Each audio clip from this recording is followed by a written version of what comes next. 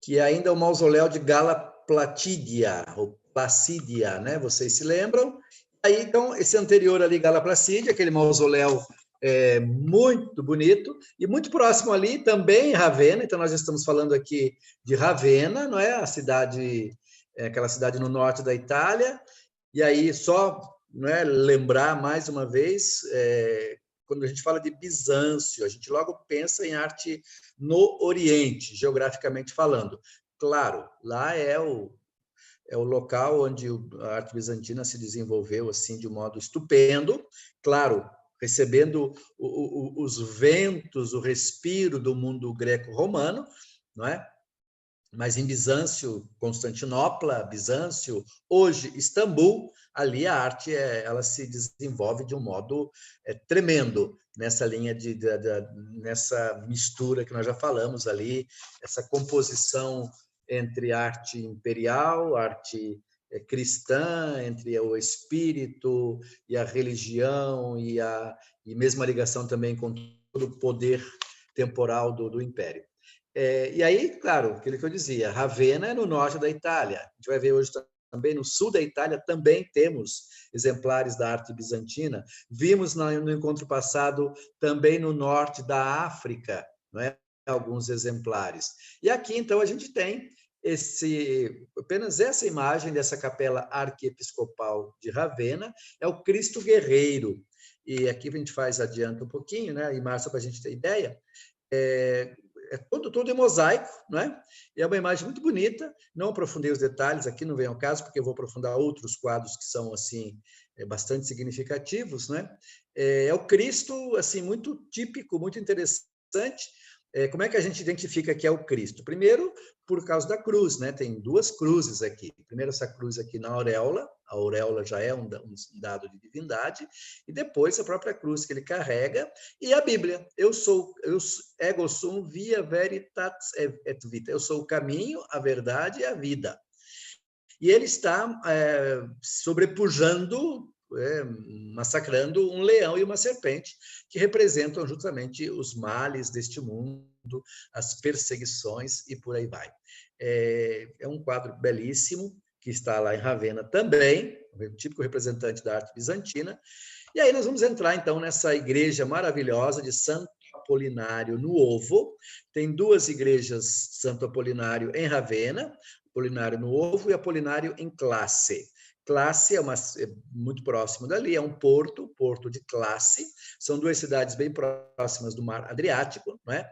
Próximas ali, próxima seria hoje para nós 1h30, 2 horas, até menos, de Veneza, não é? Que também tem exemplares belíssimos da arte bizantina, mas essa aqui, então, é a igreja de Santo Apolinário no Ovo.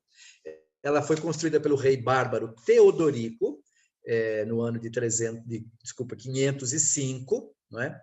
Foi dedicada a São Martinho de Tours.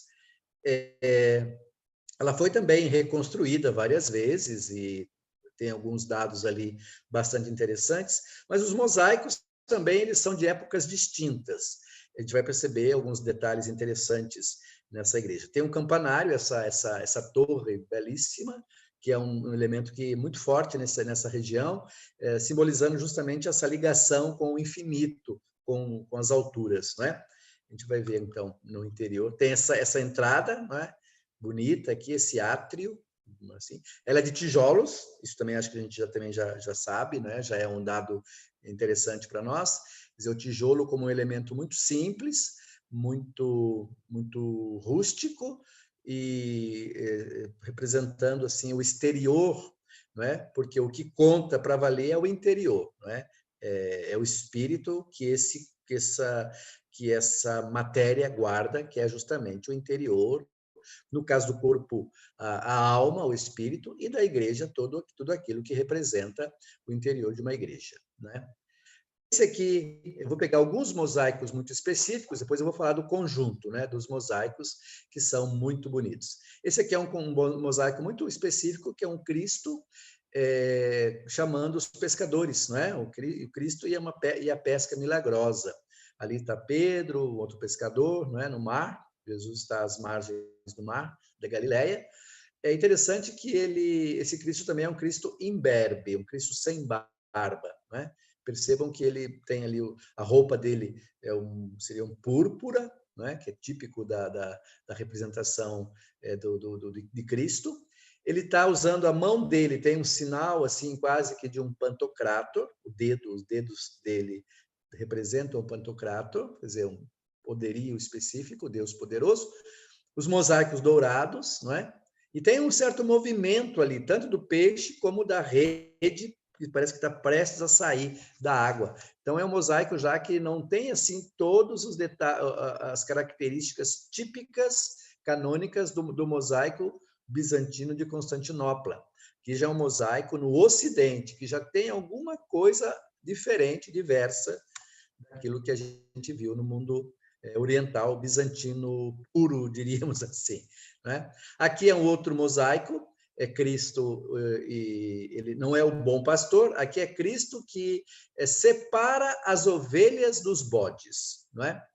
E aqui é interessante porque é aquela passagem em que seria os que estão à direita, os que estão à esquerda, tudo aquilo que fizestes ao menor dos meus irmãos foi a mim que o fizestes. Então, como o pastor vai separar as ovelhas dos bodes, Jesus vai separar os bons cristãos dos maus cristãos. Né? E aqui também até os anjos, vejam bem a fisionomia dos anjos. Isso aqui é o anjo que vai estar do lado dos bons cristãos, e aqui o anjo que está do lado dos maus cristãos. Por isso também esse rosto do anjo, né?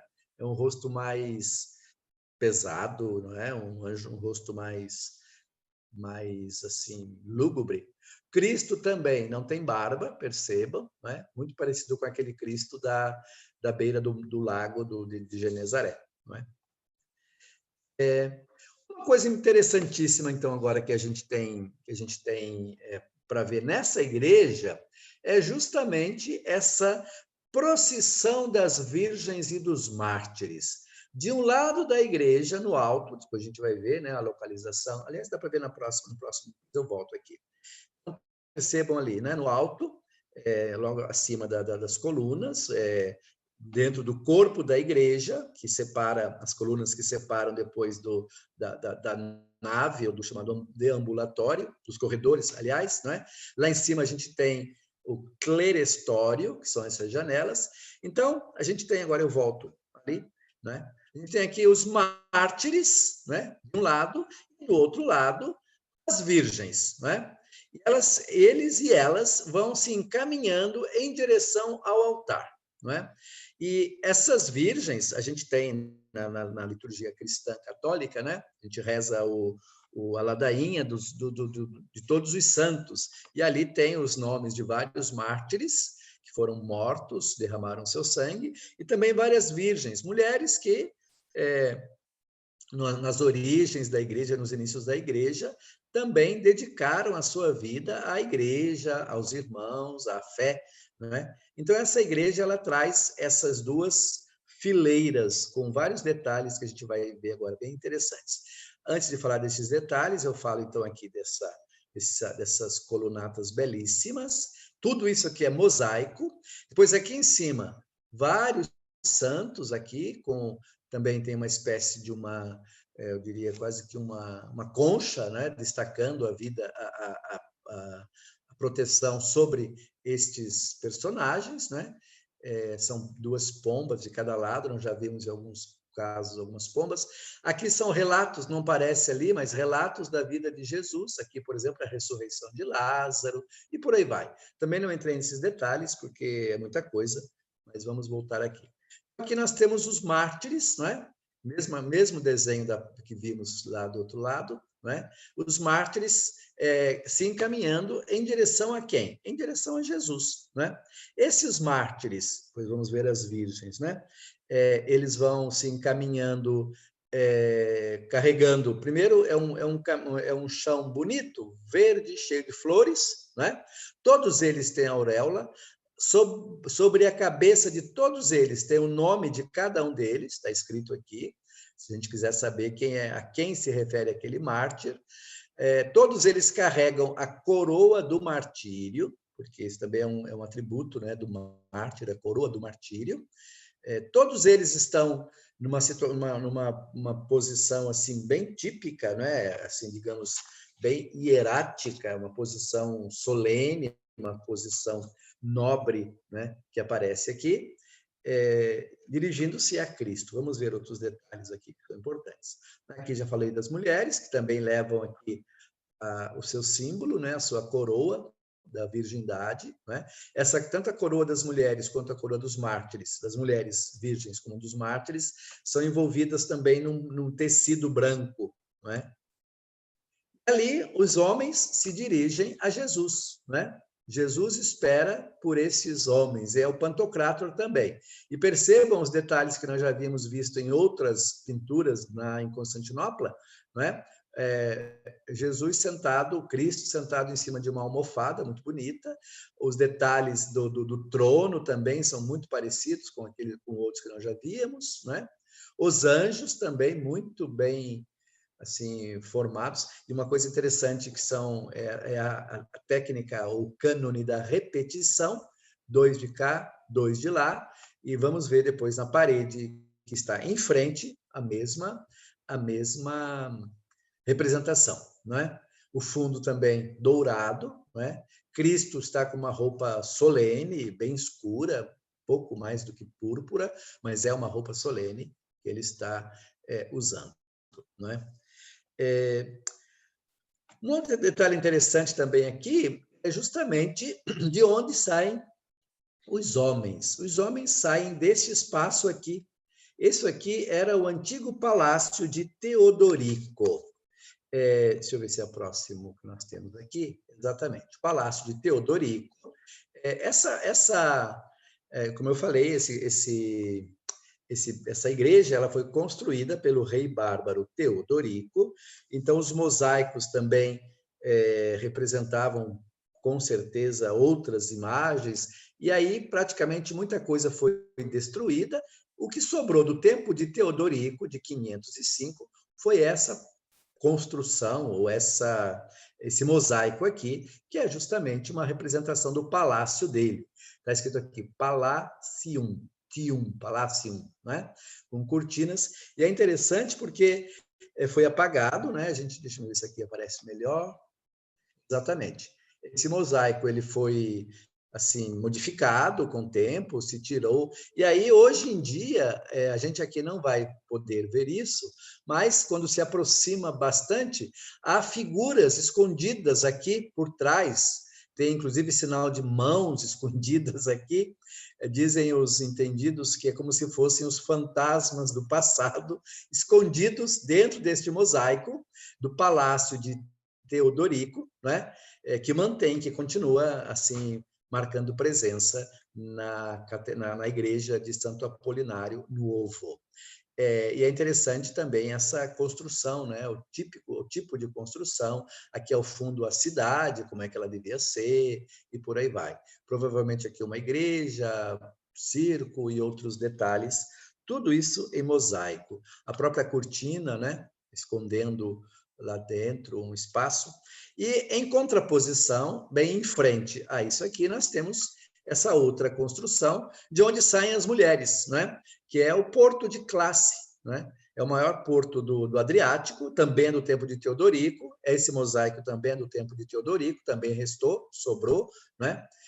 E aqui tem uma frase escrita: Tive classes, cidade de classes. Então, aqui é a entrada da cidade, aqui é o porto da cidade, 3 embarcações aqui, as muralhas da cidade, e aqui temos muito provavelmente um anfiteatro, um mini coliseu, um fórum com as arcadas e por aí vai, né?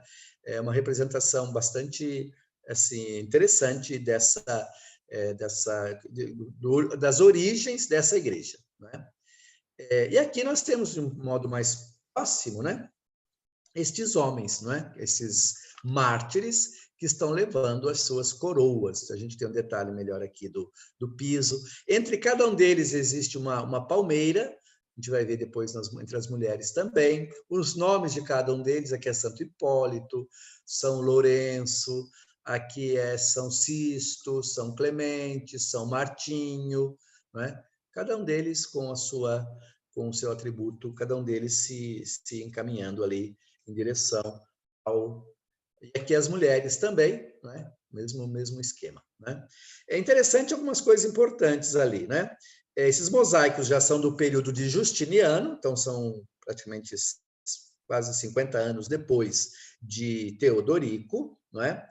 Ravenna, ela era um exarcado, quer dizer, era a sede do Império do Ocidente, do Oriente, desculpa, no Ocidente, então era a sede da antiga Roma, ou da nova Roma no Oriente, era aqui em Ravenna, não é? Então essa igreja também ela traz um pouco essa pujança desse período. Uma coisa importante aqui é que a gente tem dos detalhes da arte bizantina, própria da arte bizantina, é a repetitividade, a repetição, não é? Os gestos das mulheres de um lado, do outro lado, todas elas, percebam vocês, deixa eu ver se a gente tem aqui um detalhe que valeria a pena, que eu poderia mostrar, eu acho que é o próximo a gente vai ver aqui. As mulheres, elas têm praticamente o mesmo gesto. Nós estamos vendo essas 5 aqui, não há muita diferença, não há muita criatividade no gesto. A própria árvore, percebam, ela tem, todas elas praticamente, o artista ele não tem muita liberdade de fazer do jeito que ele quiser, não. Quase diríamos assim, dar asas à sua imaginação. As mulheres, todas elas com o braço quase do mesmo jeito, percebam aqui, uma ou outra um pouquinho mais alto, um pouquinho mais baixo, né? O rosto também não é que muda muito, a vestimenta, vejam bem. Então, esses aqui são coisas que a gente poderia quase dizer, mas que falta de criatividade. Não, é o estilo próprio da arte bizantina. É o estilo próprio de repetir e para dar essa solenidade, para dar essa clareza, para dar assim esse sentido assim quase que de algo quase que extracorpóreo, né, eu diria. Aliás, também essa questão da própria preciosidade dos vestidos, né? As mulheres bem mais do que dos homens. Os homens parecem mais com uma túnica branca. As mulheres com essas roupas douradas, com detalhes, com pedras, não é? É bem mais ricos os vestidos dessas mulheres nessa representação. Outra coisa interessante que a gente já falou tantas vezes, eu repito, que é assim aquilo que marca a arte bizantina, de um certo modo o achatamento dos corpos, a frontalidade, né? O rosto, mesmo que elas apareçam meio que de lado, a gente percebe, estão com os braços de lado, o rosto está de frente, né? Tem uma ligeira inclinação para dizer que é um certo feitio de perfil, mas são todas de frente, né? Os pés bem pequenos, as mãos pequenas, finas, né? Essa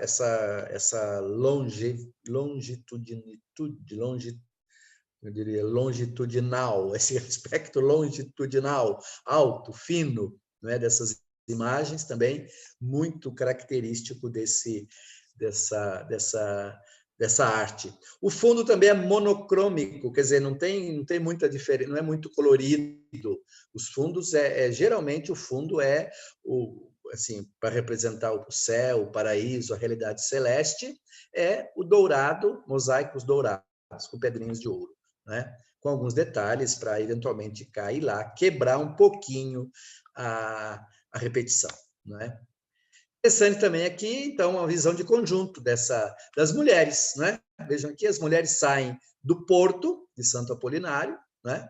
Estão se dirigindo lá para o final, que a gente vai ver para onde. Aqui são elas, de novo, uma visão mais ampla aqui dessa imagem. E aqui é interessante, não é? Que essas mulheres, os homens se dirigem a Jesus, nós vamos destacar depois, as mulheres se dirigem a Nossa Senhora, a Maria, né? E é interessante que Maria está representada aqui, vamos ver aqui primeiro, acho que nós vamos ter primeiro Jesus aqui, depois Maria. Então, a representação de Jesus, nós já falávamos, né? Então, Cristo recebe os homens, Maria recebe as mulheres, não é? Percebam aqui também a leveza dessa imagem de Nossa Senhora, de Maria, Theotokos, a mãe de Deus, né? Essa criança no colo é justamente expressão dessa frase, Theotokos, já havia dito isso isso na aula passada, né? De novo, as imagens, os dois anjos de um lado, dois do outro, os gestos quase repetidos. Aqui há uma ligeira diferenciação dos gestos, mas todos eles praticamente do mesmo jeito, né? Maria também quase como a mão também abençoando, mão fina, a frontalidade também. Vejam aqui o detalhe da almofada, da poltrona de Nossa Senhora, o fundo também. Um aspecto interessante, ela está, assim, ela dá um pouco a sensação de distanciamento. De que modo? Através do tamanho da cabeça da imagem. Ela está mais ao fundo, é mais alta um pouco, eu diria mais alta não tanto, mas ela dá a impressão de estar mais alta do que os anjos, porque está mais ao fundo, não é? Não sei se perceberam, mas a cabeça de Maria é a cabeça dos anjos, uma cabeça bem pequena, não é? E o braço para... Quer dizer, não, a gente quase diria assim, não dá muito para você dizer que tem toda uma perspectiva matemática e lógica. Não é muito essa a intenção do artista, mas é representar uma visão de conjunto, não é? De novo, a questão da frontalidade, os olhos fixos, não é? De frente, não é? Os pés têm ali um apoio muito, especialmente os anjos, percebam, parece que eles estão meio que flutuando, né? Esse verde aqui é quase que só assim intuído, né? Para que eles possam se localizar, não é? Ainda com relação a Maria, aqui tem um detalhe dessa imagem de Nossa Senhora. E é interessante um último detalhe que eu chamaria a atenção aqui. As mulheres, elas são precedidas pelos anjos, pelos magos, não é? Esses 3 reis magos da história que nós conhecemos, que vão levando os seus presentes a Jesus, o menino Jesus, e aqui estão os nomes, né? Baltazar, Melquior e Gaspar. E esses nomes são nomes tirados dos evangelhos apócrifos, e eles entram para a história depois, assim como se fossem esses os nomes deles mesmos, né? E é interessante que também usam um chapéu frígio, da Frígia, quer dizer, uma região no Oriente, de onde eles teriam vindo, não é? Teriam ido dali para Belém para ofertar os seus dons ao menino Jesus. Todos eles também com roupas muito típicas, provavelmente também daquela região, e também a estrela, não nos esqueçamos, a estrela está aqui, né, à frente. Antes de continuar, eu vou voltar só para a gente ter uma ideia, localização destes magos, não é? Aqui, vocês podem ver aqui, certo? Que coisa interessante. As mulheres, antes delas os magos, e depois a teofania. Na verdade, isso é uma teofania, tanto de Maria quanto de Jesus, né? E recebem os anjos que aparecem ali, os santos. É interessante que essa igreja ela foi bombardeada no dia 5 de fevereiro de 1916. Imaginem só o estado em que ficou essa igreja, né? Os mosaicos foram, engraçado, resistiram, né? Houve uma parede que depois, com o estalo, né? com a explosão, ela ainda continuou de pé, mas passado algumas horas as tésseras, as pedrinhas começaram a cair, mas conseguiram fazer todo um trabalho de restauro, de modo que nós temos ainda hoje essa coisa maravilhosa ali, né? Essa é Santo Apolinário Novo. Essa aqui é Santo Apolinário em classe. Essa igreja também é uma igreja muito bonita, construída também no século VI, 500, né? É uma das mais belas. O que se destaca nessa igreja é a ábside, já vou mostrar dali a pouco. É engraçado que na Santo Apolinário Novo não temos a ábside, temos aqui. E é interessante aqui também, tem também aqui o campanário, o campanile, é toda ela de tijolos, vejam bem, muito bem feita de tijolos, né? Já explicamos isso. Tem esse espaço aqui, né? E vamos para dentro da igreja. Aqui está, as paredes são muito interessantes, mas o que chama a atenção nessa igreja é justamente essa ábside, né? Temos o bispo Apolinário, essa cruz muito bonita representando Jesus, temos aqui as ovelhas, né? E vamos aqui, então, a essa imagem, né? Santo Apolinário, está escrito aqui, e aqui temos a cruz, o alfa e o ômega, e aqui no centro, nem quase aparece, né? A gente tem, vamos ver se aqui aparece melhor, desculpa, aqui é Santo Apolinário, né? O detalhe desse bispo que construiu a igreja, aqui é a cruz, e no meio da cruz nós temos o rosto de Cristo, né? É de uma beleza assim tremenda essa igreja, estes mosaicos. Essa igreja aqui também, estamos falando sempre de Ravenna, ok? Essa igreja também de Ravenna é uma das igrejas mais bonitas, e olhando por fora assim, não é que dá uma visão muito bela, embora também tenha sua beleza também por fora, não é? Mas ela de um interior assim, a toda prova de uma estupenda estética assim que a gente vai conhecer essa igreja de São Vitale, né?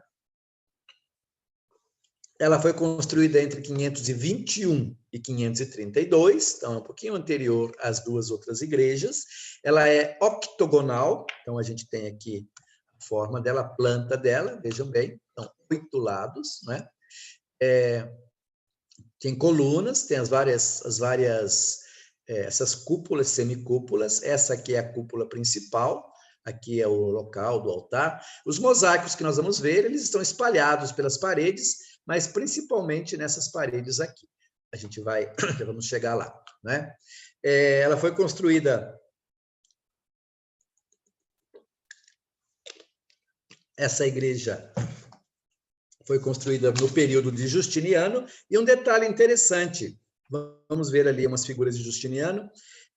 Eu procurei me informar, assim, não consegui muitas informações, mas o que eu consegui apurar, Justiniano nunca esteve em Ravenna, por incrível que pareça, não é? Embora a gente vai ver que ele aparece também em mosaicos ali, não é? Mas ele tinha lá os seus mandatários e era o quanto bastava para que ele se fizesse presente na cidade de Ravenna. E aí nós vamos ter essa igreja construída no tempo de Justiniano também, então é o auge da arte bizantina. É o bispo Eclésio, que constrói durante o mandato, né, o episcopado de Eclésio. Um banqueiro rico chamado Argentário, que vai bancar a construção desta igreja. A gente tem aqui uma visão de cima desta igreja, né? Provavelmente ali havia um cemitério cristão. Aqui já é o interior da igreja, né? Imaginem vocês a maravilha, a beleza desses mosaicos, né? De uma grandiosidade assim a toda prova, né? É praticamente uma joia, né? É uma joia. A gente vai ter algumas pinturas e afrescos que foram acrescentados ao longo dos períodos ali, anos 700, 800, que para nós aqui, para o nosso estudo, não vem ao caso, não vou estudar, né? Embora sejam também belíssimos, de um esplendor artístico de primeira grandeza, né? Mas não vem ao caso para nós aqui, né? Não vamos estudar.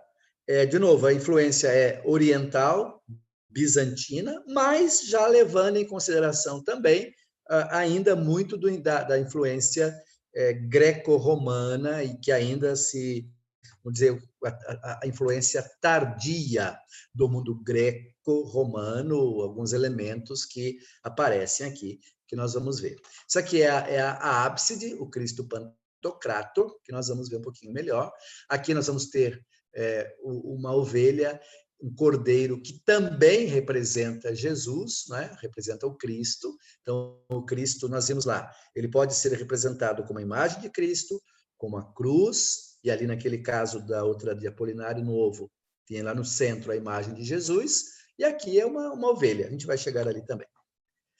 Aqui nós vamos ter já um mosaico bastante interessante, que é Abraão, Abel e Melquisedeque, é o sacrifício de Melquisedeque.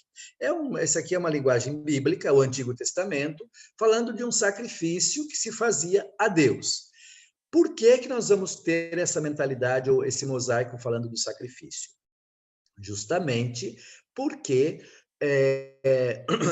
nessa igreja, a gente vai ter vários elementos que remetem ao sacrifício da missa, a Eucaristia, que é celebrada no altar principal, onde no alto, na ábside, tem a imagem de Cristo, não é?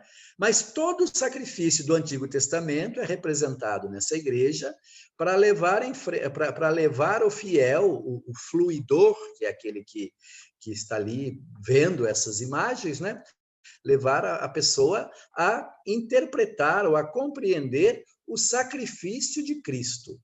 Então, a morte de Jesus na cruz, o sacrifício pascal de Jesus, ele é prefigurado nesses mosaicos que retratam justamente estas cenas do Antigo Testamento. Então, uma das cenas é essa ali.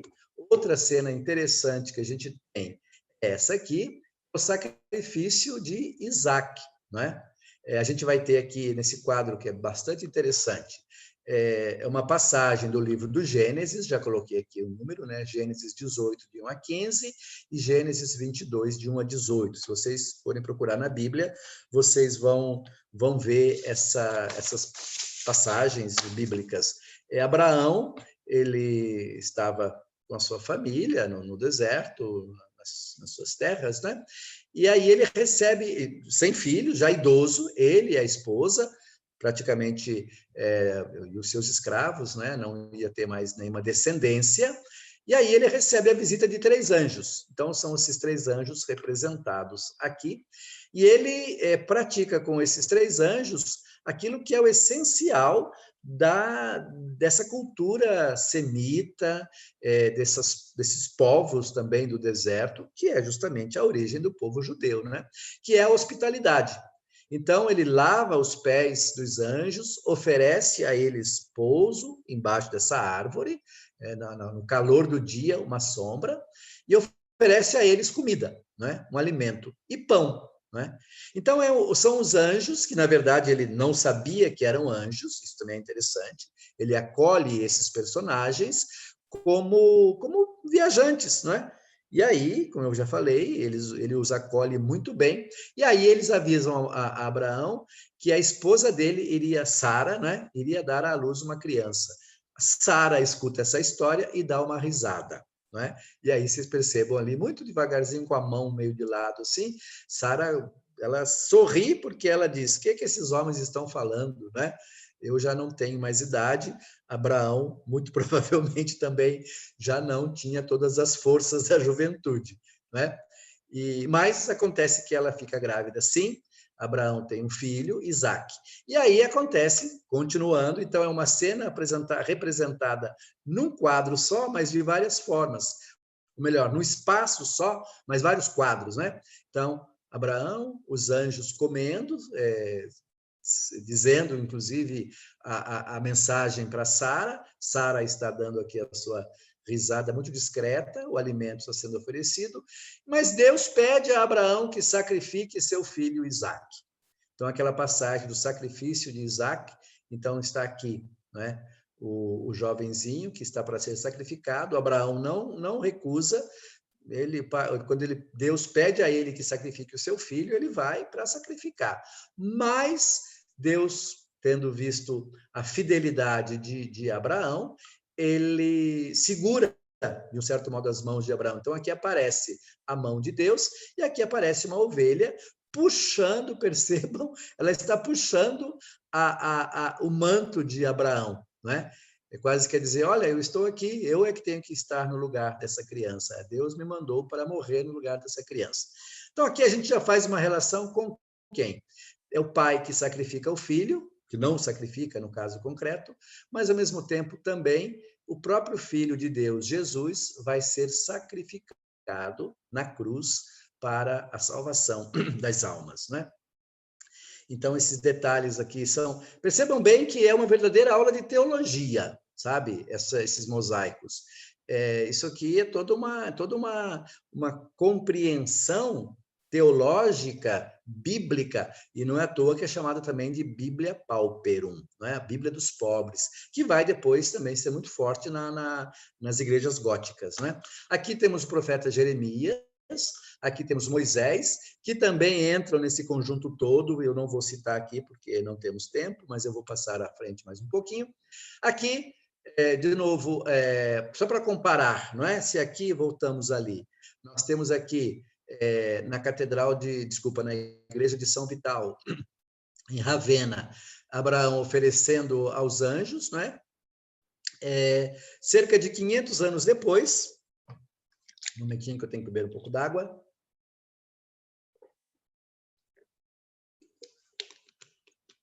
A gente vai ter na Catedral de Monreale, em Palermo, o mesmo tema. Também é uma igreja bizantina, nós vamos estudar, se der tempo, eu acho que dá, essa igreja. Percebam, é Abraão, os anjos, né? O alimento, o pão, né? E Sara, lá atrás, meio que dando uma risada também. Né? Então, a mesma representação ela é repetida depois, claro, com as devidas diferenças, e também, depois temos o sacrifício de Isaac também aqui nessa igreja. Voltando lá, não voltando, mas continuando, já vimos esse quadro. Né? Aqui é interessante que a gente tem uma representação típica do mundo romano, do mundo greco-romano, mas já romano tardio, né? Isso aqui, por exemplo, isso aqui é romano, tá? É um clipeu. Um clipeu são dois anjos, dois puteoi, ou putos, né? Que seguram a imagem de um falecido num sarcófago. Né? E aqui tem as imagens da fortuna, deuses, deusas, anjos não, mas divindades, psique, por exemplo, isso aqui não é um anjo, isso aqui é uma divindade grega, né? Com asas, tudo. Né? E aqui é a representação cristã, digamos, a adaptação cristã dessa realidade. Aqui os anjos seguram o símbolo de Cristo, né? A cruz. Esse clipeu, né, dos sarcófagos paleocristãos e dos sarcófagos pagãos romanos, eu acho que dá para a gente ver onde ele se encontra. Ele está aqui, bem em cima dessa. Então, de novo, aquilo que eu dizia, essas figuras elas têm um sentido cristológico. Esse aqui é o símbolo que dá sentido a todas estas representações que aqui se encontram. Não é? O clipeu é nosso próximo. Aqui um outro sacrifício, sacrifício de Abel e Melquisedeque também aparecem aqui, não é? Nesse desenho. Aqui nós vamos ter São João e São Lucas, são os 4 evangelistas, são 2 aqui, mais 2 aqui, Mateus e Marcos, cada um com os seus símbolos. E engraçado que eu procurei também me informar sobre isso, todos eles têm aves aquáticas sob os pés. Aqui tem esses aves, aqui é um outro tipo de ave, voltando ali ao anterior. Aqui também tem uma ave aquática e aqui também tem algumas aves nadando na água. Eu procurei aqui também os símbolos, o touro, a águia, que é o símbolo de São Marcos, touro de São Lucas, né? Segurando o Evangelho, segundo João, segundo Lucas, né? Cada um com sua representatividade própria. Os evangelistas. Essas aves aquáticas, eu não consegui explicação, vários autores não conseguiram explicar muito o porquê dessas aves aquáticas, mas deve ter um símbolo, porque todos eles representam. Aqui é o Pantocrator, o Cristo Todo-Poderoso. Não é? Do lado está o Eclésios, que era o bispo na época, e o bispo Vital, ou Vitale, né? Os dois. Cristo ao centro, de novo, sem barba, né? Imberbe, o mundo, ele está sentado aqui, ele não tem um trono, como as outras figuras que nós vimos, ele está sentado sobre o mundo, está sentado no globo terrestre. Né? Os anjos aqui e essa grandiosidade também de representações aqui nesse espaço do Pantocrator. Aqui o bispo Eclésios recebendo ou oferecendo à igreja, né? Isso aqui é aquilo que nós víamos no teto, não é?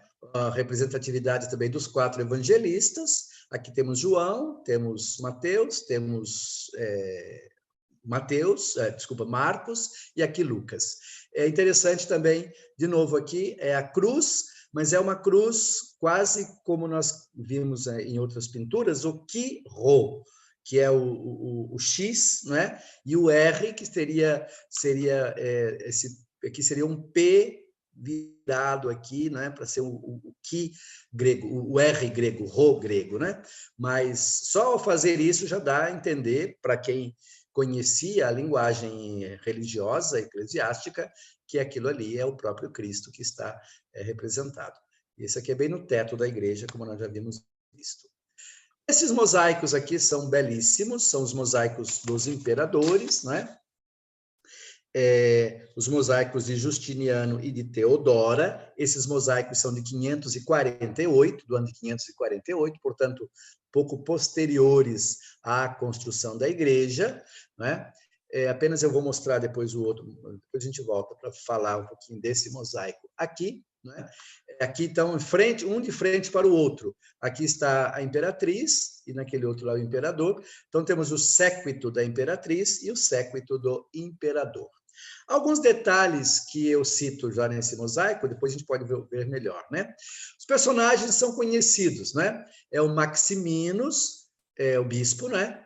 Juliano Argentário, que construiu a igreja, o Justiniano, o imperador, o general Belisário, e no outro lado a imperatriz, Antônia e Joana, que são a esposa e a filha do general.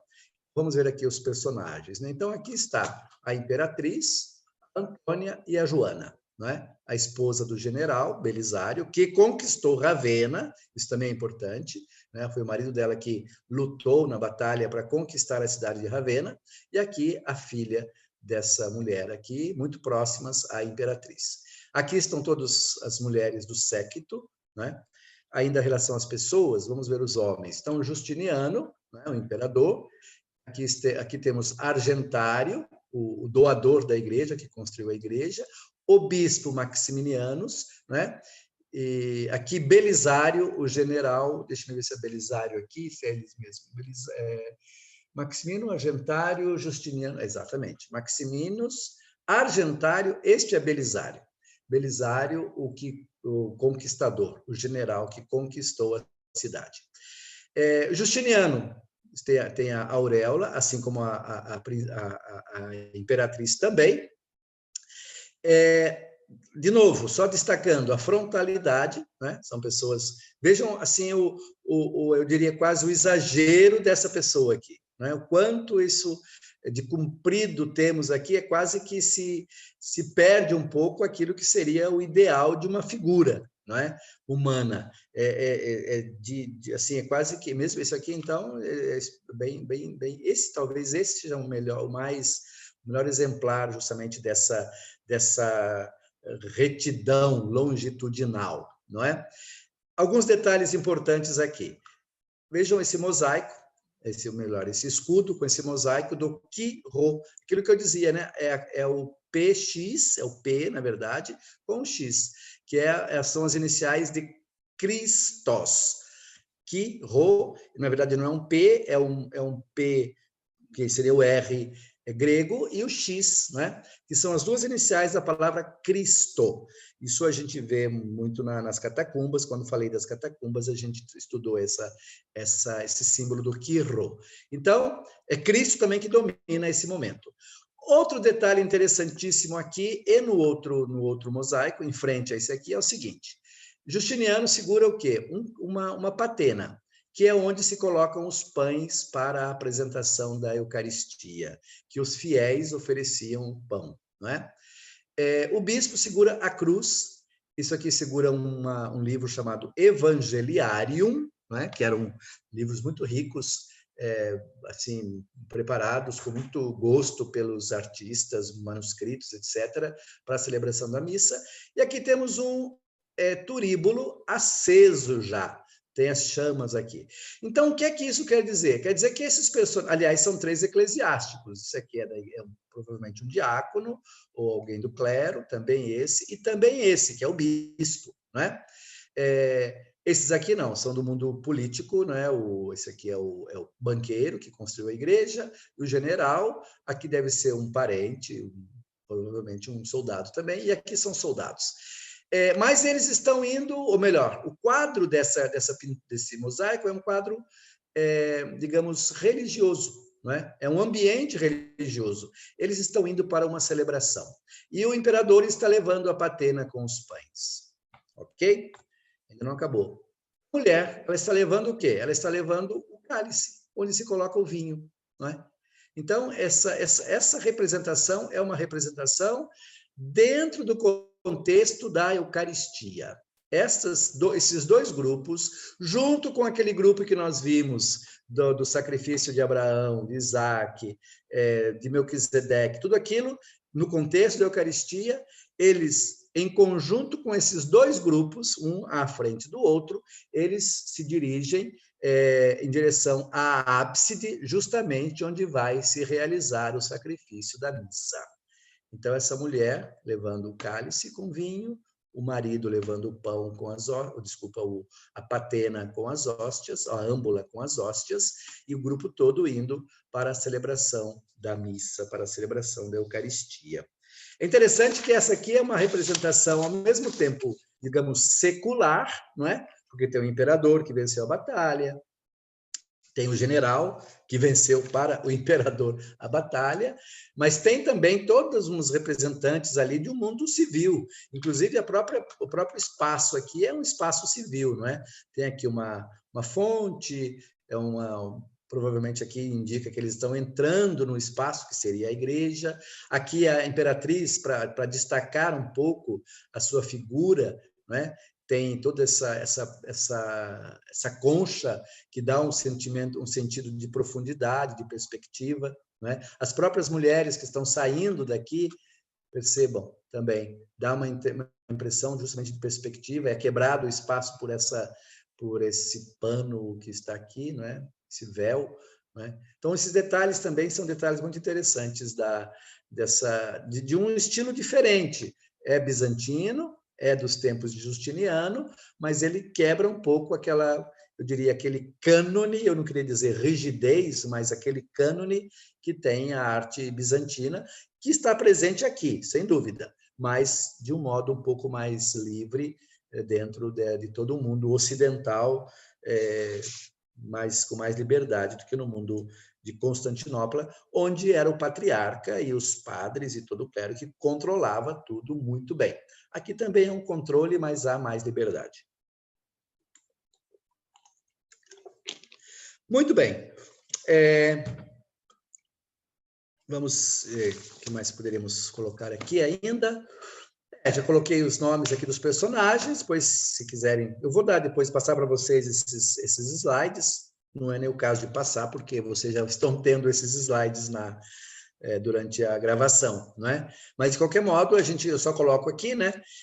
São duas cenas distintas, mas devem ser vistas como uma unidade, a celebração da Eucaristia. Devem ser interpretados em conjunto com os demais mosaicos das paredes próximas ao presbitério, mosaicos eucarísticos, direcionando para o Cristo Pantocrátor da ábside. Cristo, ele é o pão vivo descido do céu. Então, esses são os detalhes dessa belíssima representação. Ainda temos alguns outros aqui. Vejam bem aqui a figura do nosso caro personagem, né? Com esse rosto muito bem feito, muito bem. São pedrinhas assim colocadas com uma beleza. Vejam o rosto do argentário, que era o banqueiro rico, que banqueiro já é nem se precisa dizer, se é banqueiro é porque é muito rico, né? Então, essa que mandou construir essa igreja. Aqui o detalhe da imperatriz também, muito assim, séria, solene, né? As mulheres muito devotas também, o gesto das mãos finas, a maioria dos cânones estão presentes aqui, né? Aqui também os detalhes dessa igreja, vejam que coisa mais linda essas colunas, não é? Com esses capitéis muito próprios e por aí vai, não é? É de uma beleza a toda prova. Aqui, olhando um pouco de baixo para cima, a cúpula, e percebam que eu não falei nada da cúpula, porque ela já é barroca para o pré-moderno, não é? Eu não sei exatamente o período dessa cúpula, mas ela já não por isso que eu dizia, não entra no nosso estudo, mas também ela dá esse sentido de unidade também. E é isso, a história, as artes também, elas vão sendo criadas a partir do espírito do tempo, onde são necessárias também. Então, aqui não é só mosaico, não é só ano 500 ou 600, mas tem 1500, 1600, 1800, né? Aqui, de novo, imaginem vocês que beleza de composição, né? As colunas que dão essa sensação, mostrando o fundo dessa igreja. Uma outra coisa interessante que ainda tem em Ravenna é esse batistério, o batistério ariano de Ravenna. O arianismo é a heresia que negava, não em absoluto, com nuances, mas negava a divindade de Jesus. Jesus, ele não é totalmente, plenamente Deus. Ele é filho de Deus, mas é um filho assim com uma aura de santidade. Então, esse batistério, ele representa um pouco essa humanidade de Jesus. Por isso, Jesus aqui está nu como um homem, ao mostrar os elementos viris masculinos desta figura. Esse batistério quer dizer que esse menino ali, que ele é um ser humano, criado também por Deus, mas humano, não é? João Batista que o batiza, o Espírito Santo que desce como pomba, o Pai do lado, e os demais personagens, todos também em volta, vários mártires. Percebam que também estão segurando a coroa, do mesmo modo também com um pano, e entre cada um deles existe aqui também um coqueiro, uma palmeira, e tudo também mosaicos belíssimos, todos muito bem elaborado. Muito bem, passamos agora para um outro momento do nosso curso, que eu acho assim, bastante interessante, não é? Que é justamente a presença bizantina no sul da Itália, ok? E aí nós falávamos no nosso curso de Bizâncio, eu até coloquei alguns aspectos, um outro curso é Arte Cristã no Ocidente, não é? O primeiro curso foi das catacumbas a Bizâncio. Aí alguns perguntam, Frei, mas Bizâncio no Ocidente? Falei, não, tem. Bizâncio também está presente no Ocidente, a arte bizantina. Aí nesse mapa aparece um pouquinho a presença dos normandos. Quem são os normandos? São da Normandia. Na verdade, são grupos, povos, tribos, né? Vindas de onde hoje seria ali o território dos vikings, né? Um pouco ali a Suécia, Noruega e tal, não é? Em determinado momento eles invadem, ocupam, que seja as costas da Europa, seja da Inglaterra, depois também parte da Alemanha, França, e aos poucos conseguem se estabelecer nestas regiões e constituem-se num povo forte, justamente os normandos. Então, eles se estabelecem aqui na Inglaterra, entre 1066 e 1485. Hastings é a batalha mais famosa em que os normandos levam a melhor, em 1066. Aqui a Normandia, que ainda hoje é Normandia, na França, não é? A famosa o dia D, que acontece nas praias da Normandia, famosa, né? Mas os normandos, parece que faltava terra para eles ali, não estavam ainda satisfeitos.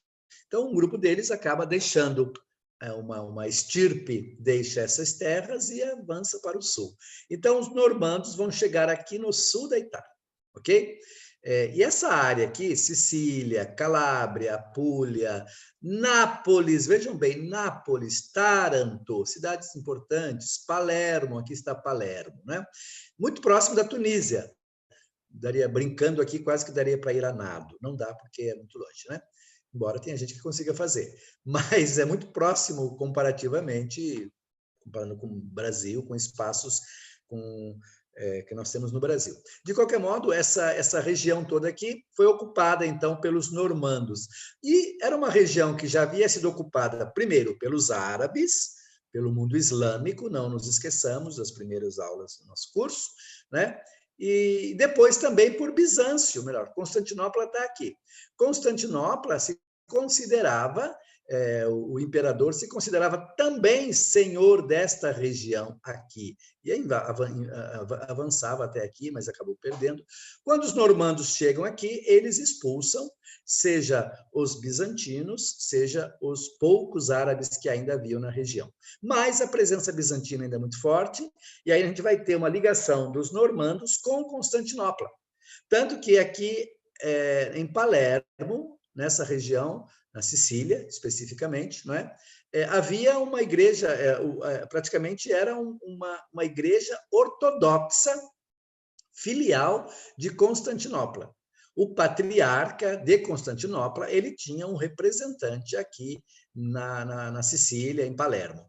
Por que eu digo isso? Porque isso explica, então, essa presença tão forte da arte bizantina no sul da Itália, ok? Não só isso, claro, mas também o interesse, o gosto desses governantes que tinham dinheiro para fazer essas belas obras que nós vamos ver agora, não é? Nesse estilo. Aqui a gente vai ter, então, o sul da Itália, em 1112, essa região que nos interessa aqui é Palermo, onde a gente vai ver as principais obras, embora eu não vou entrar em detalhes, mas a gente encontra também Salerno, aqui na região de Taranto, Calábria, Reggio Calabria, a gente encontra também em vários locais representantes da arte bizantina. Mas o que nós vamos ver hoje é apenas essa parte ali, que para mim é o quanto basta para a gente ter uma ideia do esplendor, né? Mais um mapa mostrando aqui também, de novo, essa localização, né? A gente tem aqui todo o mapa da Itália. Não nos esqueçamos, aqui é a cidade de Ravenna, nós já vimos, né? Os mosaicos de Ravenna, e aqui, então, a gente vai ver as obras de arte do sul da Itália. Aqui Monreale, a Catedral de Monreale. A Catedral de Monreale, né? Monte Real, na Sicília. Essa catedral ela é desse período, 1170, 1189. Aqui, para vocês terem uma ideia, nós estamos falando de 500, de 600, falávamos na aula passada da igreja de Santa Sofia, né? Chegamos até 800 ali, quando a igreja foi, depois da luta iconoclasta, né? Vocês imaginem, já estamos aqui em 1170, mas a presença dos mosaicos bizantinos aqui ainda é muito forte e mantém ainda muito daquilo que são os cânones bizantinos de Constantinopla, claro, com alguma adaptação. E aqui eu já digo para vocês, nós já estamos entrando no românico, tá? Nosso curso é de Bizâncio aos albores, aos inícios do românico. Aqui, nesse período, o românico já está presente, as construções românicas já estão se espalhando em vários lugares, muito pouca coisa restou, chegou até nós, porque muitas igrejas, eu estava comentando com o Elber, né? Elas foram destruídas, no lugar delas foram construídas depois catedrais góticas, igrejas de outros períodos, né? Com outros estilos, e aí nós não temos muita coisa românica. Mas, ao lado, então, dessa arte românica que está surgindo, a gente tem toda essa beleza bizantina em plena Itália. Então, os normandos, eles invadem, ocupam essa região toda ali, não é? E um dos grandes nomes do mundo normando é justamente o Rogério II, da Sicília, ou um chamam de Rogero, se vocês forem ler os documentos, né? Rogério, que seja, né? O nome dele é esse. Ele vai comandar entre 1095 e fevereiro de 1154. Então, é um período bem longo de comando nas mãos deste grande rei dos normandos, né? Outros vão se suceder e vão também ter uma grande presença nas obras de arte nesse período, né? Só para ter uma ideia, nessa igreja calcula-se em torno de 2.200 quilos de ouro nos mosaicos, né? Para fazer essa igreja. Ela foi construída, detalhes aqui, mas a gente diz também, né? Com 6.424 quadradinhos de mosaicos. Eu tenho a impressão que deve ser mais, mas se alguém contou, tem gente que faz isso, né? Tem um alguns especialistas, é uma igreja muito bem cuidada, né? Também é considerada a maior igreja, a primeira em número de mosaicos no mundo, né? A gente vai ver, é o que sobrou, porque com certeza Santa Sofia também tinha muitos mosaicos, mas muita coisa foi destruída. Aqui, praticamente, ela resta intacta desde as origens, né? Depois é a típica Bíblia Pauperum, já falava aqui. Ela tem a intenção de ensinar. A finalidade dessa igreja é ensinar os pobres, ou seja, as pessoas que não têm instrução, é ser uma catequese. Então, ensinar a catequese, a literatura bíblica, a literatura cristã, através das imagens, dos personagens. Primeiro é ensinar, depois levar à imitação, para que as pessoas possam imitar essas imagens e por aí vai, né? Através da santidade, dos exemplos de santidade, de fidelidade, exemplo moral, de vida moral, ética, né? E um outro motivo não menos interessante e importante é fazer a casa de Deus bela, bonita. Então, aspecto estético também conta muito, né? E as imagens aqui são baseadas especialmente em 3 livros: o livro do Gênesis, o livro dos Evangelhos e o Apocalipse, né? Então, a origem do ser humano, a origem do mundo, né?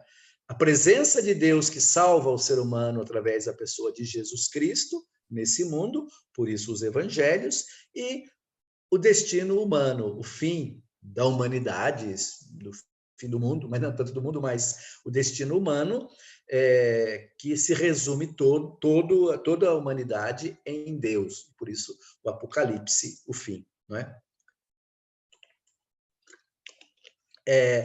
Vamos ver aqui rapidamente, então, os mosaicos de Monreale. Eu não vou me deter em muitos mosaicos, né, porque não temos muito tempo, mas temos muitos mosaicos, mas eu vou comentando apenas alguns deles.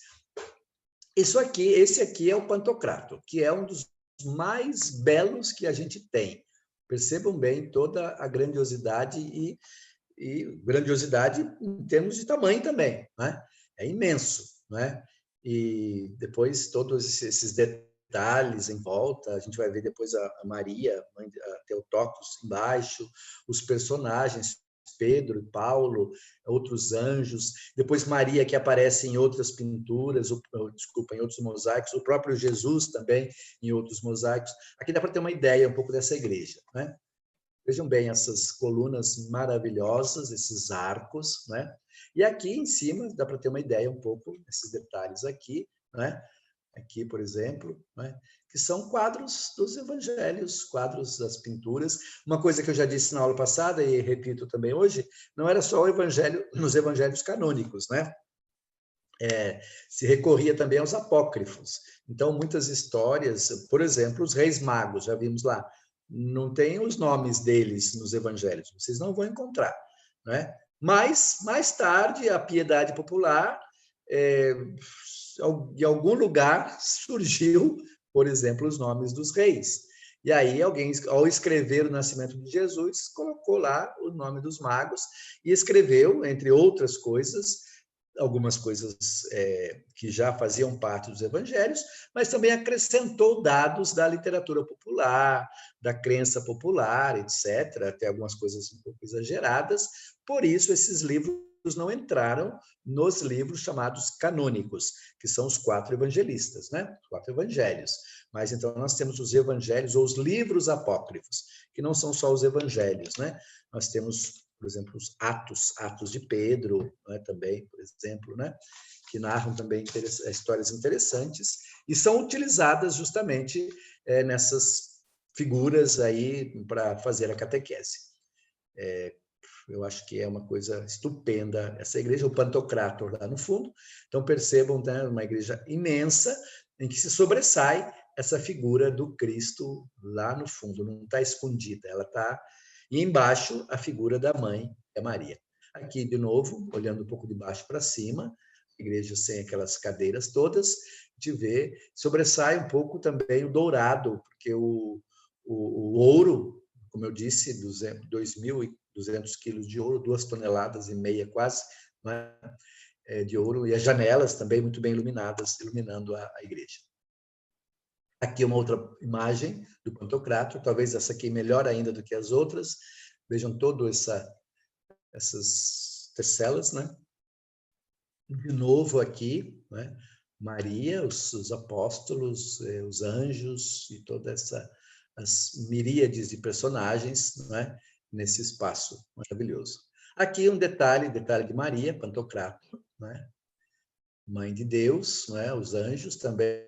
Vejam bem as roupas dos anjos. Eu dizia na aula passada, no encontro passado, que a gente tem esses louros. Louros é a roupa que os imperadores usavam, não é? Esses louros, os artistas bizantinos que trabalhavam no sul da França, no sul da Itália para os normandos, não é? Que trabalhavam em Palermo, na Sicília em geral, a gente vai ver também outras cidades ali, eles tinham mais liberdade de criação. Tanto que essas roupas dos anjos, elas não correspondem muito aos cânones daquilo que eram as roupas reais, imperiais, dizem os entendidos, não é?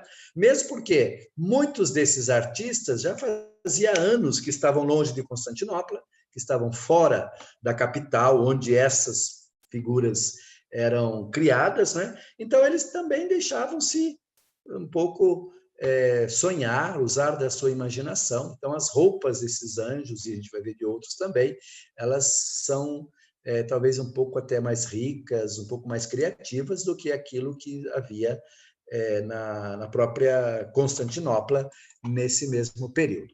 A criança, de novo, a mãe, ao invés de estar com a mão abençoando, ela está segurando essa criança, parece que essa criança está querendo saltar dos braços da mãe, e é uma criança que, ao invés da mãe dar a bênção, é a criança que dá. Vejam que é o menino que já é um pantocrator, pequeno, nos braços da mãe, mas é ele que abençoa, não é a mãe, não é? A beleza também da almofada, do assento e por aí vai, não é?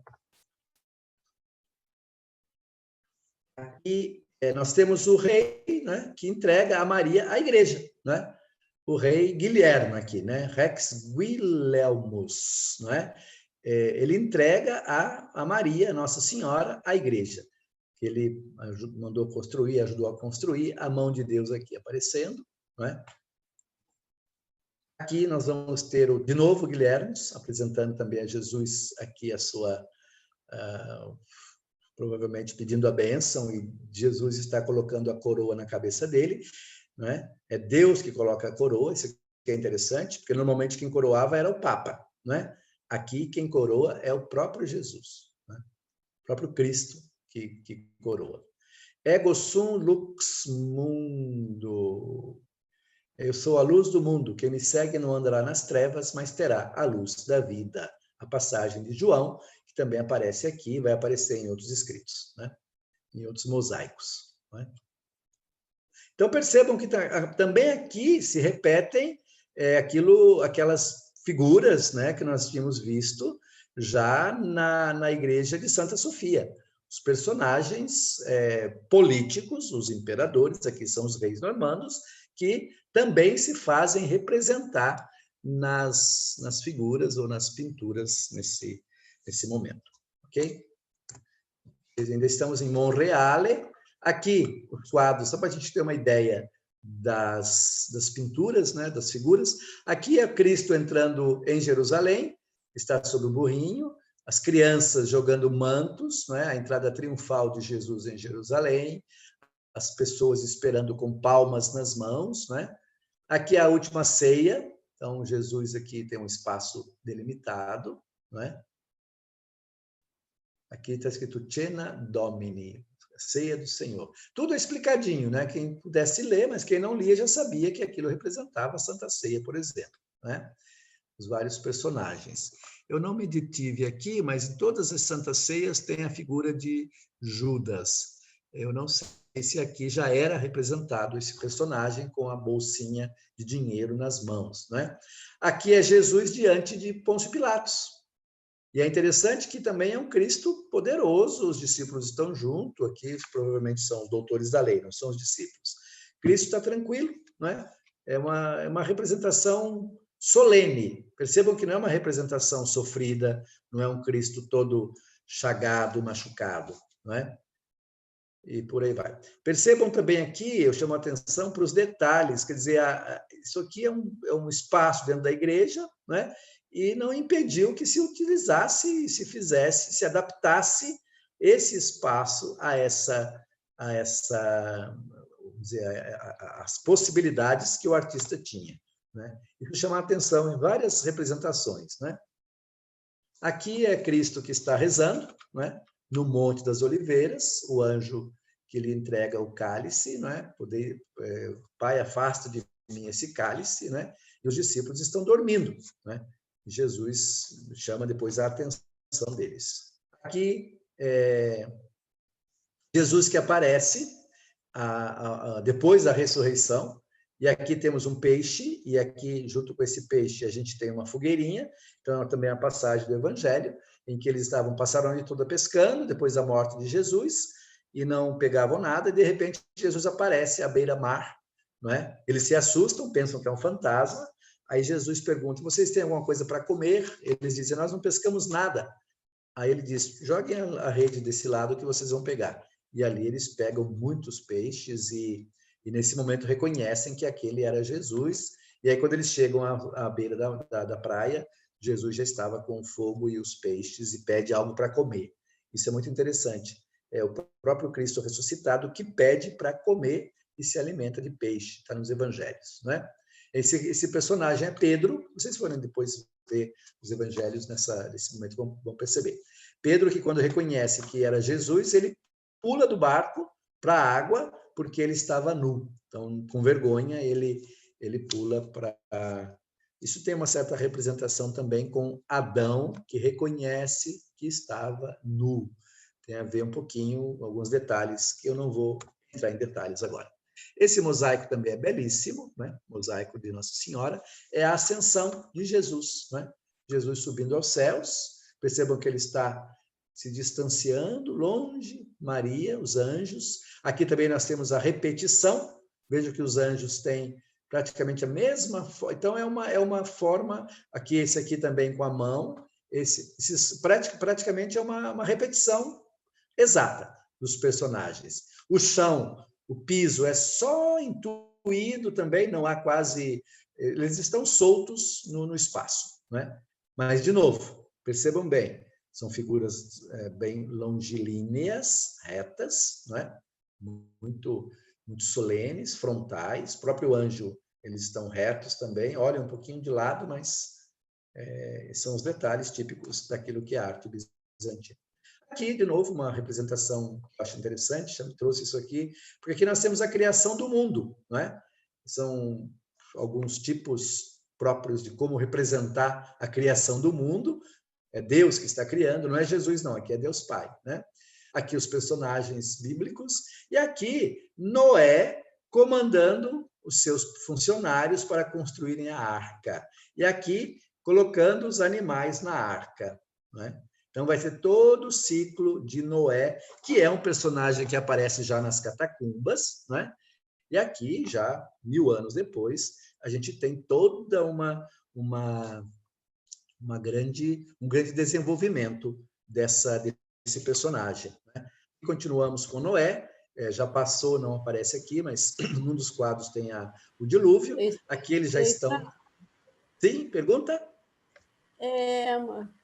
Eu posso interpretar, assim, no que eu estou sentindo, que até esse momento a arte bizantina ela navega pela história bíblica, pode-se pensar assim? Não, não é só até esse momento, ela sempre navega pela história bíblica. Quando você pergunta isso, qual é que é a dúvida? Só para eu entender. Não, é o que eu estou acompanhando, eu estou fazendo esse caminho, por isso que eu fiz essa pergunta. Eu que estou percebendo isso. Mas, sim. Não, veja bem, aquilo que eu dizia já no início, né? A arte bizantina, ela é herdeira do mundo greco-romano, e paleocristão. Então, nós começávamos, até uma boa pergunta que a gente pegar um pouquinho esse gancho, né? Começávamos lá com a igreja de Santa Constança, Mausoléu de Constância, vocês se lembram, né? Uhum. E assistiu às aulas. Você não viu? Depois também pode ver no que nós gravamos ali. Então, ali nós tínhamos elementos muito presentes, a figura de Jesus, dos apóstolos, né, a entrega das chaves, mas não era tão desenvolvido como isso aqui, porque ali nós estávamos nos anos 360, no século IV ainda.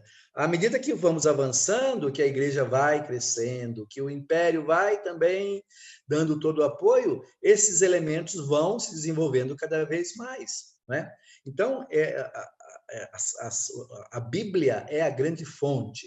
Os fatos relacionados à pessoa de Jesus, os personagens bíblicos, principalmente o próprio Jesus, os fatos relacionados à vida de Cristo, não é? Mas também de Maria, depois os apóstolos, os santos, e aí a gente vai depois ter muita coisa também presente do Antigo Testamento, que nas catacumbas também nós tínhamos, né? Quem quiser depois, eu já adianto, né? Talvez para ajudar a entender, o Elber tem ali as 5 aulas que eu dei sobre as catacumbas. Nós temos lá Noé na catacumba, mas é só um risco, não sei se alguém se lembra, alguém que fez o curso, né? É apenas um quadradinho, uma caixa, por incrível que pareça, é uma caixa, tem um homem soltando uma pomba. E um negocinho, uns risquinhos embaixo parecendo... Pena que eu não posso pegar isso agora, né? Mas já que a pergunta veio ali. Então, é uma arte que ela vai evoluindo, né? E aqui nós estamos no auge dessa... Depois, a figura de Jonas, que eu já citei em alguns... E que, engraçado, aqui não me aparece muito, ao menos eu não encontrei Jonas, né? Mas... Adão e Eva, a gente vai ter aqui, temos também nas catacumbas. Então, são essas figuras que vão, aos poucos, se desenvolvendo. E já víamos também na aula passada, naquelas igrejas bizantinas, fora em Constantinopla, nos arredores de Constantinopla, né? Nós víamos ali também várias dessas representações. Sim, a Bíblia, Antigo Testamento, Novo Testamento, Vida dos Santos, Relatos dos Mártires, os Apócrifos. A arte bizantina trabalha com isso. Esse é o mundo da arte bizantina, tá? Ok, obrigado, Fred. Alessandro, eu teria 2 dúvidas, se você pudesse me ajudar. Uma um pouco periférica, mas uma curiosidade minha. É que nesses afrescos, como nos outros, Esses aqui são mosaicos. Perdão, esses mosaicos, o latim também é enrolado para eu entender. Está o latim com algumas grafias diferentes? Sim. Veja bem, o latim é sempre latim. Ele é lógico, é matemático. O latim não muda, tá? Tá. O latim não muda. O latim... Só que a gente vai ter aqui uma mistura entre latim e grego. Tá? Então aqueles S ali estavam diferentes, latim, né? E acabou. Em alguns lugares você vai ter latim e em outros lugares você vai ter grego, ok? Porque o mundo aqui é latino, mas a presença grega é muito forte. E eu não sei porquê, mas não tem, uma brincadeira aqui, não tem nada escrito em islâmico, porque o mundo islâmico também está presente aqui. Eu vou chegar lá, tá certo?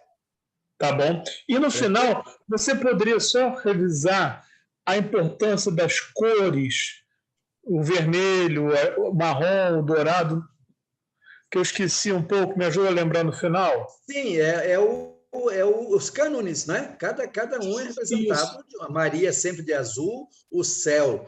Veja bem, eu digo sempre seguindo os cânones, mas isso também eventualmente muda, mas há uma regra que aqui em Monreale, aqui na Sicília, ela já não é tão seguida assim, não. Há já uma quebra, porque já estão, muitos dos artistas que estão aqui, que são provenientes de Constantinopla, boa parte deles já vive há 20, 30, 40 anos, então já tem mais liberdade de criação, né? Mas as cores, elas têm, sim, elas são usadas tipicamente para determinadas figuras. Ok? Ok, obrigado. Tá, aqui a gente vai ter, então, alguns quadros, a criação do ser humano, do homem, não do ser humano, do homem. Aqui o homem sendo levado por Deus, a criação da terra. Aqui a Torre de Babel, percebam bem, né? Torre de Babel. Esse quadro eu não saberia informar o que é, não consigo ver direito. Aqui, o sacrifício, lembram? A oferta de Abel, desculpa, a oferta de Abraão, os anjos que vão até Abraão, nós já vimos isso aqui naquele quadro anterior, comparativo, né? Eu mostrei isso aqui como comparação. Tá. Eu vou avançar um pouquinho. Aqui as cenas bíblicas, Noé, então, assim, agora eu me lembrei. Aqui, Noé, ele está bêbado, não é? Noé bêbado, e aí os filhos de Noé, Sem, Cã e Jafé, eles cobrem Noé. Cã, ele ri da embriaguez do pai. E aí, segundo a tradição, e aí não se assustem, mas é verdade, a história narra isso, cada um dos filhos teve uma parte da terra. Cã ficou com a África. Por isso, os filhos de Cã são negros. Né? Essa era uma mentalidade racista, tem que ser dito. Né? Essa negritude seria um pecado, desculpa, seria um castigo contra o pecado de Cã por ter visto a nudez do pai. Então, imaginem vocês até que ponto se chegou para se explicar a questão da escravidão e do racismo, que seja. Por isso são chamados também, acho que alguém já deve ter ouvido essa expressão, os africanos, né, os descendentes, os habitantes da África são chamados de filhos de Cã, ou então camitas. Nos poemas de Castro Alves aparecem essas expressões, né? Então, é por causa desse evento, está na Bíblia, depois procurem ler no livro do Gênesis, se quiserem. Noé, ele produziu o vinho, não conhecia a potência do vinho, ficou bêbado, não é? Se embebedou. Aí ficou nu, perdeu as roupas lá, os filhos foram cobri-lo, e o filho Cã, ele começou a rir da nudez do pai, e por isso foi castigado, foi morar na África. Aqui, já falávamos desse quadro, não vou repetir, vou avançar. Aqui um quadro geral, né? A criação de Adão, melhor, Adão dormindo, e de Adão Deus cria Eva. Estão percebendo? Ela está saindo de dentro do homem.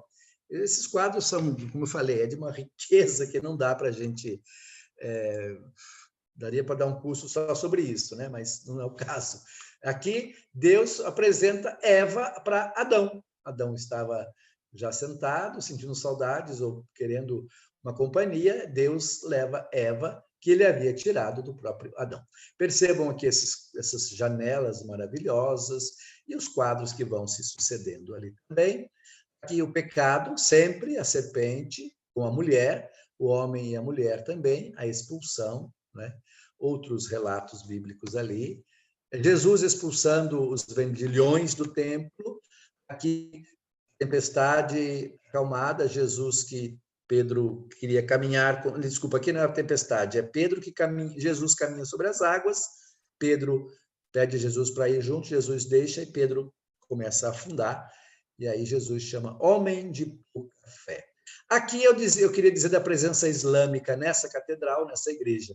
Esses detalhes aqui são detalhes islâmicos. É típico das igrejas, dos templos islâmicos, das mesquitas islâmicas. Ok? Isso aqui tem muito presente hoje na Espanha, nas igrejas espanholas, que eram mesquitas islâmicas e se tornaram igrejas depois, né? Aqui também esses belíssimos. Aqui. A igreja de Martorana. Essa igreja também é do século XII, antes de 1151.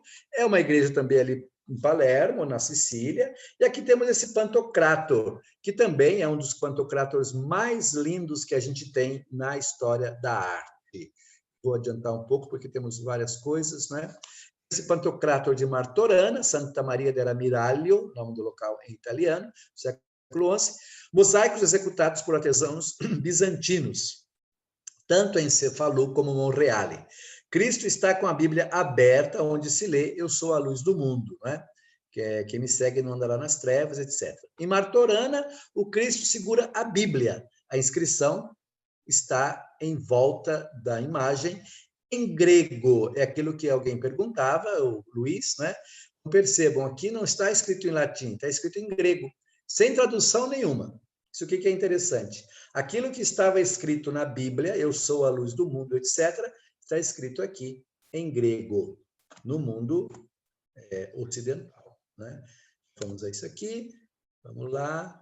Aqui, de novo, Noé, também lá nessa catedral, nessa igreja, temos aqui é interessante aqui, que isso que eu queria chamar a atenção.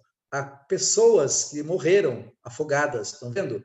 E aqui uma ave de rapina, um corvo, come esse corpo, né? Noé e a sua família estão aqui, meio que assustados, mas aparece aqui a ovelhinha que traz o ramo, e está escrito em latim. Noé enviou a pomba e ela voltou trazendo um ramo de oliveira, para dizer que já estava.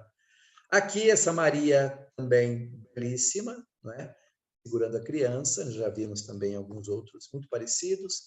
Também aqui o teto da igreja, que coisa mais bem feita, não é? A igreja de Martorana. Esse mosaico, Rogério II, recebendo de Cristo e não do Papa, nós já tínhamos visto essa pintura muito parecida com o Guilherme II, né?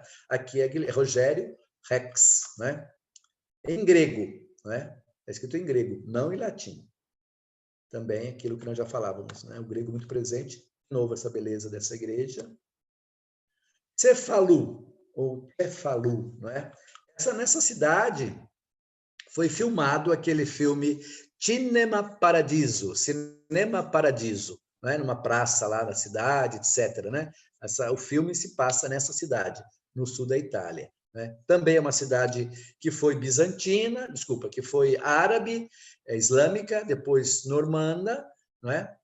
Bizantina, normanda, e aí, por causa disso, a gente tem também obras de arte de uma beleza tremenda nessa cidade.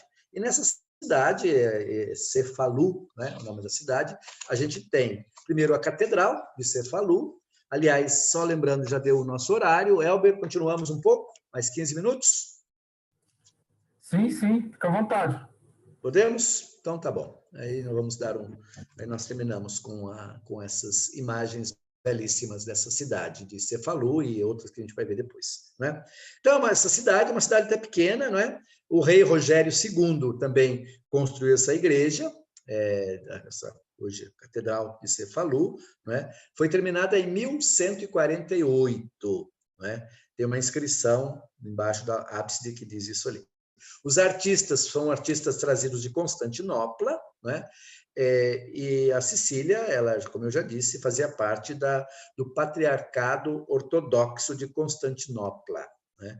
O patriarca, tem até o nome nesse período, era Neilos Doxopatres. Ele era membro do clero da Igreja de Santa Sofia. Então, imaginem vocês a importância dessa igreja e, ao mesmo tempo, também a importância, a relação próxima desse mundo religioso italiano, digamos, normando, no sul da Itália, com a igreja de Constantinopla, com o mundo de Constantinopla. Não é? Tem vários detalhes interessantes aqui. Um deles é também dizer o seguinte: os normandos eles dominavam o norte da África, especificamente falando o Sudão. No Sudão estavam as maiores minas de ouro da época. Então, já dá para entender que muito do ouro que se encontra nessas igrejas também vinha do Sudão, ok? Do norte da África.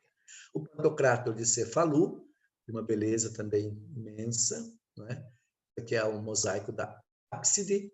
Percebam assim, ele tem uma leveza um pouco assim, tem uma outra forma. Eu diria até que ele tem um rosto meio de um árabe, não é? Se a gente for aprofundar um pouquinho os traços desse Cristo. Maria, aqui percebam, as mãos elas já têm uma certa lógica, uma harmonia com o corpo, já não são mais aquelas mãos finas, não é? Ou seja, são finas, sim, mas já tem a medida ali, já não tem todo aquele aspecto de uma longitudinariedade, se é uma palavra que eu estou inventando agora, não é? Mas esse longitudinal dela não é tão comprido a ponto de perder, de um certo modo, a lógica, a matemática do corpo, não é? Aqui tem uma harmonia plena, não é? Aqui também a ábside, os apóstolos, cada um com seus nomes, escrito em gregos, né? Vejam, desculpa, em grego, né? Imagens muito bem feitas, muito bonitas, né? Os anjos também, com aquelas roupas próprias, já falei, os louros, né? Anjos assim muito de uma beleza também muito específica. Esse anjo aqui eu quis trazê-lo porque é muito parecido com o anjo lá da catedral da igreja de Santa Sofia, dos que sobraram, né? Nós temos esses aqui. E também aqui esses vários que aparecem no teto da igreja. Aqui também a igreja ainda de Cefalu, já vimos alguma coisa. Essa Nossa Senhora, sozinha também, muito bonita num dos mosaicos. Aqui, de novo, um outro pantocrator numa das ábsides que a gente tem na igreja. E aqui esse anjo maravilhoso também. Agora nós vamos tratar rapidamente aqui da Capela Palatina de Cefalu. Em Cefalu havia o Palácio do Imperador, né? Dos imperadores normandos, ainda há, era uma antiga fortaleza árabe e foi transformada com o tempo num prédio multiuso e se tornou depois um palácio. É uma das coisas mais bonitas. Infelizmente, as pessoas, quando aqueles que podem, né, ir para a Europa, vão para Roma, ótimo, maravilha, vão para o norte da Itália, Florença, Veneza, mas não conhecem o sul da Itália, não é? A gente tem, assim, grosso modo falando, até diria quase grosseiramente falando, né? A gente pensa no sul da Itália, sempre pensa na máfia, né? Infelizmente, é uma realidade também, mas tem muita coisa linda e muita coisa bonita. É um povo muito acolhedor, eu diria até, fazendo uma comparação, até mais acolhedor, se é que podemos dizer assim, do que o pessoal do norte, do centro para o norte, né? É um pessoal muito amigo e tem assim um ar, eu não diria bizantino, porque eu não conheço os bizantinos, mas quase eu diria meio que africano, meio até muito mais latino do que os habitantes mais do norte, né? E aí tem essa beleza toda, aquilo que eu dizia, vale a pena visitar também. Então, essa Capela Palatina é uma das coisas mais bonitas. Eu não vou entrar nos detalhes da capela, que não é o caso, desculpa, na capela não, no palácio, não é? Mas eu vou pegar só a capela, que fica no segundo andar do palácio. Então, só pela capela já dá para ter uma ideia de como é o palácio, né? Olhem só que coisa mais linda, né? Toda essa grandiosidade, o Pantocrátor e as figuras. Aqui tem alguma coisa também de algumas imagens já de um outro período, mas também alguns afrescos e pinturas. Vejam só que coisa mais bonita, né? Várias imagens de Maria, há várias imagens do Pantocrátor que se repetem, né? Olha só esse Pantocrátor no teto, né? Também, assim, muito ouro, essas figuras, essas pecinhas de ouro dos mosaicos, esse Pantocrátor também.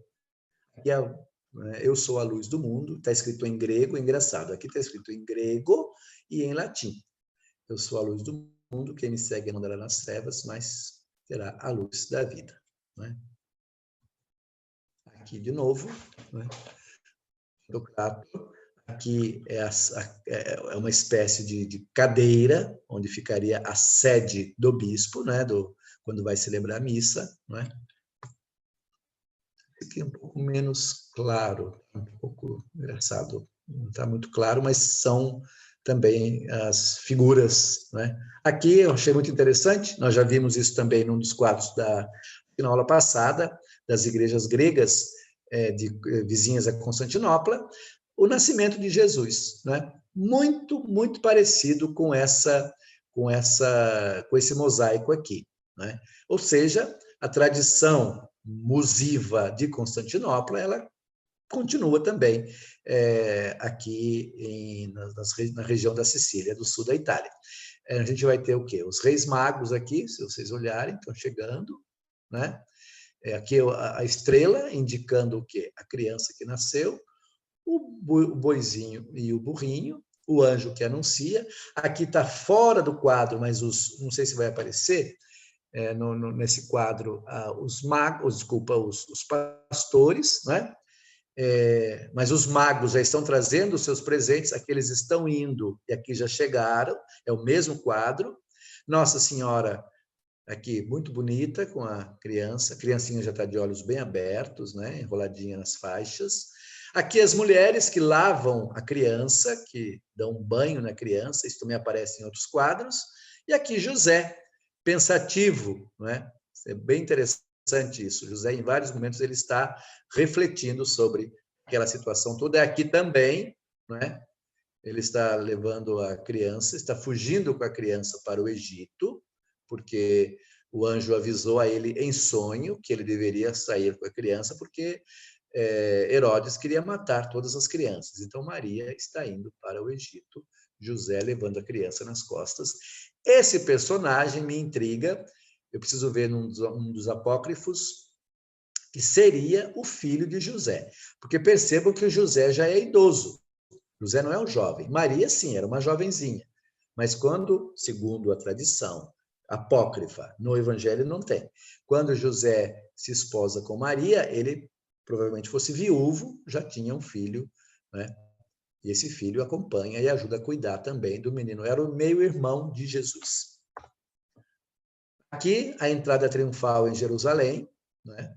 Também nós já vimos outras figuras, colocando aqui as suas roupas para que ele passasse, o rei dos judeus, os ramos, né? Muito parecida com o que nós já vimos lá na outra igreja.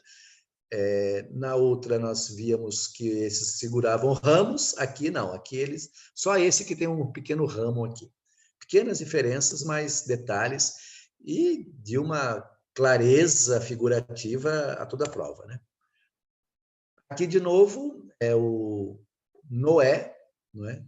Aqui temos os animais saindo da arca, o próprio Deus que faz a aliança com ele, então o arco-íris. Aqui os corpos sendo comidos pelos urubus, e por aí vai.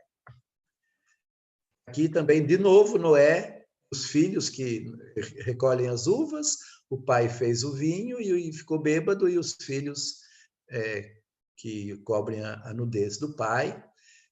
Criação do mundo, criação de Adão, a criação das plantas, das aves, dos animais, e criação de Adão. Criação do mundo, do firmamento, das águas, separando as águas das terras. Criação de Adão e Eva, Eva comendo a serpente, comendo a maçã, o fruto, né? E Adão também comendo por instigação da mulher, por sua vez foi instigada pela serpente. Aqui também Jesus, aliás, aqui não, interessante esse quadro, quis trazer esse quadro para a gente também refletir um pouquinho, já estamos encerrando. Aqui é o Simão, o mago, é um personagem dos Atos dos Apóstolos, que entrega Pedro para Nero. Não tem nada a ver, porque Pedro estaria em Roma, Nero em Roma, Simão Mago estaria em Jerusalém. Então, mas não interessa, não precisa ter uma lógica nessa história.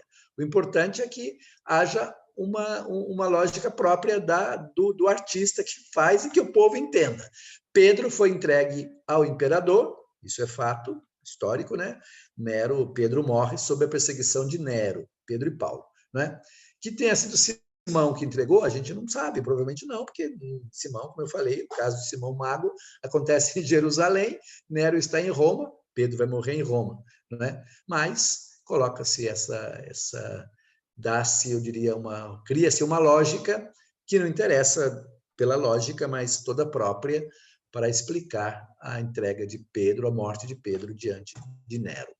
Aqui, de novo, isso aí chama mucarnas, não é? Esses efeitos aqui feitos de madeira ou de pedra, que são efeitos, aquilo que eu dizia, islâmicos, né? Isso aqui é uma típica construção islâmica, né? Fica melhor aqui. Mucarnas, na Capela Bizantina, uma decoração típica árabe. Então, a gente tem o cristão oriental, quer dizer, o cristão latino oriental, bizantino, e o árabe, não é? Que também está presente nessa belíssima igreja. E aqui nós vamos encerrando, não é? De novo, a gente tem aqui o Pantocrator aqui, Temos o Pantocrátor aqui embaixo também.